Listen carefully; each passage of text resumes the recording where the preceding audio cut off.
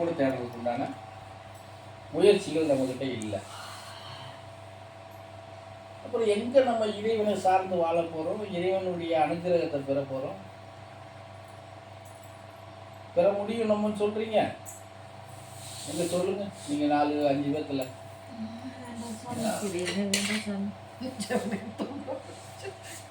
நீ என்ன சொல்லணும்னே கேட்க மாட்டேங்க, சொல்லிட்டாது சிரி, இல்லை சிரிச்சுட்டு சொல்லு. இறைவனை நாங்களாம் பார்க்க முடியாது சாமி, இவ்வளோ கஷ்டப்பட முடியல சார். நீ இறைவனை பார்க்க முடியலன்னு சொன்னா எங்க சாமி சொன்ன கதையில தான் சொல்லுங்க. புரியுதா? உண்மையிலே இது முடியல சார். எல்லாரும் உட்காந்துருப்பாங்க, அவனும் நானாவது குண்டு கட்டிட்டு அவர் அது கூட, ஆனால் சிப்பா இது வரைக்கும் போட்டுருப்பாரு. நான் சிப்பா போட்டா போட்டது.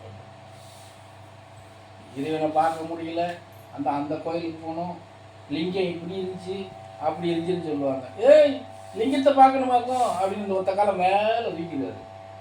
லிங்கம் தெரியுதா அப்படிப்பாரு. நாங்கள் சொல்லுவோம் அங்கே வெங்காயம் தெரியுது, அதுதான் கண்ணுக்கு ஒன்றுக்கு கூட தெரியாது, அப்புறம் லிங்கம் அங்கே கூடி பார்க்க அப்படிப்பா. ஏட்டா உங்களோட சொன்னேன், கேட்டவனுக்கு சொன்னேன்டா அப்படிப்பாரு. இன்னும் உனக்கு அப்படித்தான் சொல்லணும். இறைவன் என்ன நேரடியாக வந்து முன்னாடி நின்று திங்கு திங்குன்னு ஆடுவான். என்ன பேசுறீங்க? கண்ணுக்கு தெரியாதவன் இறைவன், நமக்கு கண்ணுக்கு தெரியாதவன் அவன். நீங்க நினைக்கிறது நம்ம முன்னாடி வந்து நின்று ஆடுவான் அப்படிங்கிறதெல்லாம் கிடையாது. சில நிகழ்வு இருக்குதா, கனவுல வருதா, சில இதுகளை நமக்கு கிடைக்குதானா, அது நமக்குள்ள ஒரு கற்பனை லோகத்துக்குள்ள வருவோம், அதுதான் நமக்கு தென்படும். குரல் கேட்குதுன்னு சொல்றவாரு, அது உண்மை. பேசுறது மாதிரி கேட்கு, கூப்பிடுறது மாதிரி கேட்கு, பேர் சொல்லி கூப்பிடுறாங்கன்னா அது உண்மை. அது எதுன்னா உனக்குள்ள இருக்கிற உன்னுடைய ஆன்மாதான் உன்னை விழிக்கும், பேர் சொல்லி கூப்பிடும். அது நீ யாரை வந்து அதிகமாக நேசிக்கிறியோ அவங்க குரலாகவே பிரதிபலிக்கும். இறைவன் அப்படித்தான் நமக்கு வந்து வழிமுறைகளை காட்டி கொடுப்பான். உருண்டையா உருண்டுக்கிட்டு வந்து நம்ம முன்னாடியெல்லாம் ஆட மாட்டான். அப்படி இறைவனை நீ பார்க்கணும்னு கருதினால், எப்படி சொல்றது, என்ன போல எழுச்சவாயம் பரதேசிங்க வந்து நின்னா அவங்க மூலியமா தான் நீ பார்த்துக்கிற முடியும். இப்போ இந்த பரதேசி கூட சொல்றேன் இல்லையா, என் சாமி சரீரம் மறைஞ்சிருச்சு, இப்போ அவர் சரீரத்தோட பார்க்கணும்னு ஆசைப்பட்டா சுருளிமல்லி சுப்பிரமணியை தான் போய் பார்த்துட்டு வரேன். ஏன்னா அவரோட அங்கம் அது. நம்ம சாமி இங்கே இப்படி இருக்காரு ரைட் அப்படின்னு பார்த்துட்டு வரேன். அப்படித்தான் கண்டுக்க முடியும். இறைவனை நேர காட்சி கழிக்கணும் அப்படின்னா அதுக்கு நம்ம நிறைய, எப்படி சொல்றது, அதெல்லாம் தாண்டி போகணும். உங்களுக்கு இப்போதைக்கு நீங்க தான் சாமி இறைவன். உங்களை பார்த்தாச்சு, உங்க கூட இத்தனை வருஷம் பயணம் பண்ணியாச்சு, அதே எங்களுக்கு என்ன ஒரு 52 வருஷம் பயணம் பண்ணிருக்கியா? ஒரு 3 வருஷம்னாலும் அது பெருசு தானே சாமி. 3.5 வருஷம்னாலும் எங்க, அதாவது யாருமே தெரியாம இருந்த எங்களுக்கு ஒரு குருவா ஒரு சித்தரா எங்களுக்கு கிடைச்சிருக்குன்னா அப்ப குருதான். நீ இன்னும் நான் சொல்றேன்னா அதை வந்து நான் ஒருபோதும் நீ ஒரு சித்தர் அப்படின்னு யார் சொன்னாலும் நான் ஏத்துக்கவே மாட்டேன். அந்த ஒரு பட்டத்தை நான் ஏத்துக்கவே மாட்டேன். அவங்களுக்கு நான் ஒரு வேலைக்காரன், சித்தர்களுக்கு நான் ஒரு வேலைக்காரன் தான். நான் சித்தர் அப்படின்னு சொல்றதுக்கு அந்த அம்மா மண்டையில போட்டு வீரவசனம் கைக்கு மண்டையை தொங்க போட்டு கண்ணை மூடுறேன், புரியுதா? அப்படியெல்லாம் வந்து ஒருபோதும் ஏற்றுக்கிற கூடாது. அது எப்போ வரணும்னா இந்த சரீரம் மறைஞ்சு அப்புறம் அது உதயமாகலாம், அதை வெளிப்படுத்தலாம். சரீரத்தோடு இருக்கும்போது அதை வெளிப்படுத்துறதுங்கிறது எப்படி சொல்றது, சத்தியத்தை பின்பற்றவனுக்கு அது உகந்தது அல்ல. பலம் அதிகம் இருக்கலாம், குருநாதர்கிட்ட அனுக்கிரகம் நம்ம நிறைய பெற்றிருக்கலாம், ஆசீர்வாதம் நமக்கு நிறைய இருக்கலாம். ஆனா அவன் நான் தான் அப்படின்னு சொல்லக்கூடிய இடத்துல இந்த பரதேசி இல்லை, அது ஒருபோதும் நான் ஏற்றுக்கவே மாட்டேன். சித்த வழிபாட்டில் நீங்கள் ஒரு வேலையை செய்றீங்க, நீங்கள் ஒரு வேலைக்காரங்க, அது உங்களுடைய தன்மை. சாமி நாங்கள் கடவுளை பார்க்கல, அதை உங்களை அப்படி பார்க்குறோம்னா அது உன்னுடைய இது, அது உன்னுடைய எண்ணத்தை பொறுத்தது. அது கூட சாமி உங்களை நான் இறைவனா பார்க்குறேன்னு ஏன் முன்னாடி சொன்னா நீ என்னை ஏமாத்துறேன்னு சொல்லுவேன். எப்படி என் முன்னாடி நீங்கள் தான் சாமி எனக்கு கடவுள், நீங்கள் தான் இறைவம்னா நீ என்னையே சோப் போடுற, என்னை ஏமாத்துறேன்னு அர்த்தம். அப்படிலாம் இல்லை சார். இருப்பா, மறுப்பெல்லாம் பேசக்கூடாது, அதை சிந்திக்கணும். சரியா?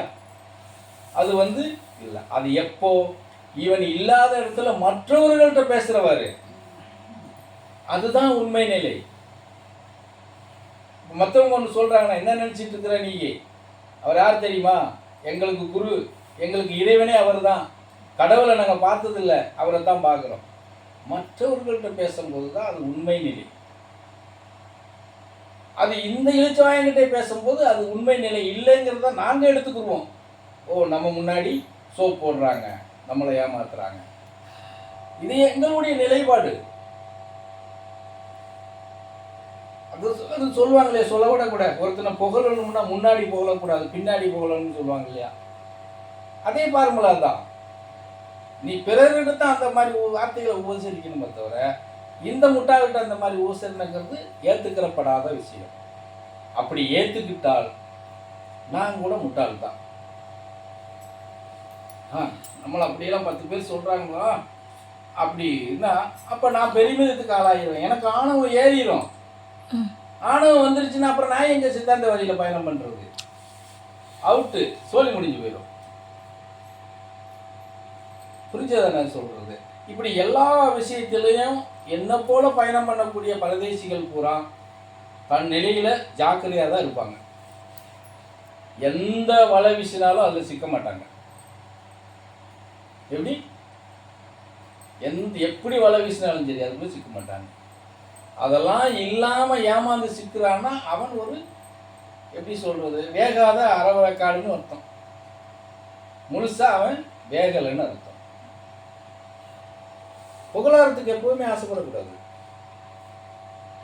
அதுவும் இந்த தெய்வீக வழிபாட்டில் பயணம் பண்ணும்போது, சிவசித்தாந்த சித்தர்களுடைய இதில் பயணம் பண்ணும்போது புகழாரங்கிற பேச்சுக்கே இடமே இல்லை. நாளுக்கு நாள் நம்மளை சிறுமைப்படுத்திக்கிட்டே தான் நம்ம பயணம் பண்ணணும். எப்படி சிறுமைப்படுத்திக்கிட்டே தான் பயணம் பண்ணணும். ஐயா, நான் ரொம்ப பெரிய ஆளெல்லாம் கிடையாது என் சாமி, நான் உனக்கு ரொம்ப சின்னவன், ஏதோ வேற வழி இல்லாமல் இந்த குழப்பை தேடி போய்கிட்டு இருக்கேன். அப்படித்தான் நம்ம போயிருக்கோமே தவிர நான் யார் தெரியுமா, நான் என்ன தெரியுமா, அது சரியான பாடம் படித்தவன் அந்த இடத்துல வரமாட்டாங்க. புரிஞ்சுதா? அதுதான் உண்மை. அந்த மாதிரி போகும்போது தான் அவனுடைய காலங்கள் அந்த அவன் எடுத்துக்கிட்ட சில இதுகளுக்கெல்லாம் அவன் நிறைவேற்ற முடியும், அந்த நிலைப்பாட்டுக்குள்ளே நிற்க முடியும். இல்லைன்னா நிற்க முடியாது, காணாமல் போயிடுவாங்க. எவ்வளோ பேர் நம்ம பார்த்துட்டு இருக்கிறோம். இன்னும் சொல்ல போனால் நம்ம நித்யானந்தாவே எடுத்துக்க, என்ன ஆட்டம் போட்டாரு. நான் என்னை பொறுத்தவரைதான் சொல்லுவேன், அவன் மனுஷ பிறவி இல்லைப்பா, இந்திரதேவன் அம்சமே அவன் இருக்கிறான். இந்திரதேவன் என்னெல்லாம் ஆட்டம் போட்டானோ அதெல்லாம் இவன் போட்டுக்கிட்டு இருக்கான். ஆனால் இன்னைக்கு என்னாச்சு, ஒளிஞ்சு மறைஞ்சு தான் எல்லாமே பண்ணிக்கிட்டு இருக்கிற இடத்துக்கு வந்துட்டான். முன்னாடியாவது கொஞ்சம் அப்படி இப்படி வந்துக்கிட்டு இருந்துச்சு, இப்போ நாளுக்கு நாள் குறைஞ்சிக்கிட்டு இருக்கு. என்னைக்கோ ஒரு நாளைக்கு ஒரு வீடியோ வருது, அந்த மாதிரி ஆகி போச்சு.